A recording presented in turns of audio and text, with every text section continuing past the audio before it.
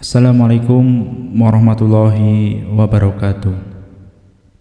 Di video kali ini kita akan menjelaskan tentang keajaiban sholawat untuk menarik rezeki.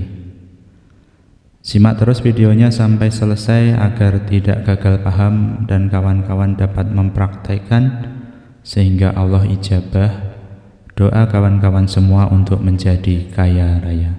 Amin, amin ya rabbal alamin. Assalamualaikum warahmatullahi wabarakatuh. Innal hamdalillah nahmaduhu wa nasta'inuhu wa na'udzu billahi min shururi anfusina wa min sayyiati a'malina may yahdihillahu fala mudhillalah wa may yudhlilhu fala hadiyalah. Asyhadu an la ilaha illallah wahdahu la syarikalah lahul mulku wa lahul hamdu wa huwa ala kulli syai'in qadir. Sahabat-sahabat sekalian, para subscriber channel Menjemput Kaya yang semoga Allah kayakan, yang semoga Allah sehatkan, yang semoga Allah berkahi hidupnya. Di video kali ini kita akan membahas bagaimana cara kerja atau prinsip-prinsip sholawat bisa memanggil, bisa membuka pintu rezeki. Pembahasan ini kita mulai dengan pertanyaan salah satu netizen yang bertanya, Assalamualaikum Ustadz, saya sering menonton ceramah yang mengajak kita bersolawat, katanya dengan solawat bisa mendatangkan rezeki. Pertanyaan saya, apakah bisa hanya dengan solawat tanpa bekerja, rezeki bisa datang sendiri? Baik, alhamdulillah, hal ini perlu kita jelaskan karena dalam channel ini juga sering membahas amalan-amalan riyadhah untuk membuka pintu rezeki, untuk menarik keberlimpahan, untuk menarik uang yang banyak dan rezeki-rezeki lain. Tentu saja rezeki tidak bisa datang sendiri hanya dengan bersolawat tanpa melakukan sesuatu. Dalam ajaran Islam, usaha atau ikhtiar dan doa adalah satu rangkaian yang tidak bisa dipisahkan. Namun dalam hal ini yang perlu kita garis bawahi bahwasanya ikhtiar itu tidak harus berhubungan langsung dengan hasil. Contohnya bagaimana? Ya, kita ikhtiar seperlunya, sebisanya, namun dengan kita meminta kepada Allah Subhanahu wa taala yang Maha Kaya dengan wasilah Al-Quran, dengan wasilah solawat, dengan wasilah amalan, bisa saja Allah memberikan sesuatu hal yang tidak logis. Misal kita secara tidak langsung memang tidak bekerja. Contohnya misalkan kita bersilaturahmi ke tempat teman, itu sudah merupakan upaya. Kita sudah bekerja sehari tapi tidak mendapatkan hasil, kemudian kita silaturahmi ke teman, nah kita dapat rezeki dari teman itu.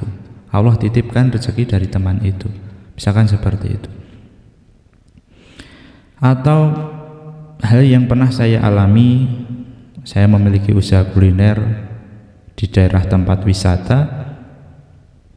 Pada waktu itu hujan deras, secara logika tidak ada orang lewat, tapi kemudian kita meminta kepada Allah dengan kepasrahan. Kemudian ada orang datang memborong dagangan kami, memborong semua menu yang kami sediakan untuk hari itu. Masya Allah, seperti itu maksudnya. Artinya dengan sholawat ini akan mendatangkan rezeki secara ajaib karena Allah Maha segalanya, Allah Maha Kaya kawan-kawanku sekalian. Begitu mudah bagi Allah meskipun kita bekerja jika dibandingkan dengan orang lain hanya receh, hanya remeh, tapi karena kita sudah sungguh-sungguh, bisa jadi Allah akan memberikan hasil yang luar biasa. Dan dari hadis riwayat Tirmidzi bahwasanya perintah untuk berusaha adalah kewajiban, tapi tidak wajib untuk berhasil. Untuk hasilnya ini adalah dari Allah, dan doa juga adalah perintah Allah.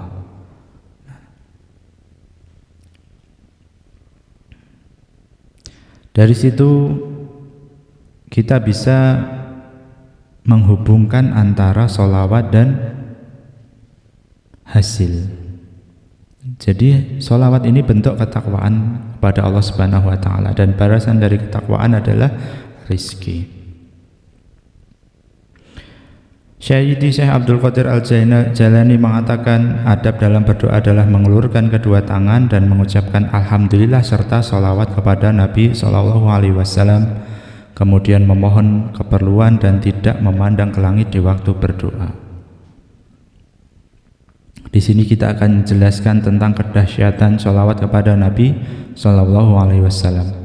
Beliau bersabda, di antara setiap doa dan langit terdapat hijab. Saya ulangi, di antara doa dan langit terdapat hijab, hingga diucapkan sholawat untukku. Apabila diucapkan sholawat untukku, terbukalah hijab itu dan diangkatlah doanya. Dari sini Masya Allah, dengan sholawat ini bisa menjadikan doa dikabulkan oleh Allah Subhanahu wa Ta'ala. Dalam riwayat lain, Ali berkata, di antara setiap doa dan Allah ada hijab hingga diucapkan sholawat untuk Nabi SAW. Apabila diucapkan sholawat, terbukalah hijabnya dan dikabulkan doanya. Jika tidak diucapkan sholawat untuknya, maka tidak dikabulkan doanya. Di dalam Al-Quran, Allah Subhanahu wa Ta'ala berfirman, sesungguhnya Allah dan para malaikatnya bersolawat untuk Nabi. Wahai orang yang beriman, bersolawatlah kamu untuk Nabi dan ucapkanlah salam dengan penuh penghormatan kepadanya. Dan berapakah jumlah solawat yang harus dibaca?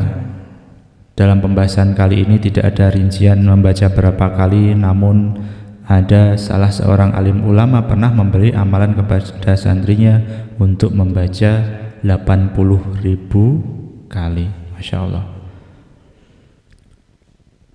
Beliau berkata, baca sholawat setiap hari, membaca sholawat sallallahu alaihi Muhammad sebanyak 80.000 kali. Kalau 3 tahun kemudian kamu belum kaya, ludahi muka saya.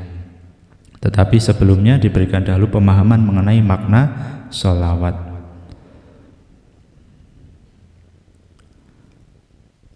Lantas bagaimana kita memandang dari hal tersebut? Tentu saja kita melakukan bermunajat kepada Allah Subhanahu wa Ta'ala, mengharap rezeki yang banyak, dan salah satunya ketika kita berdoa adalah dengan membaca sholawat.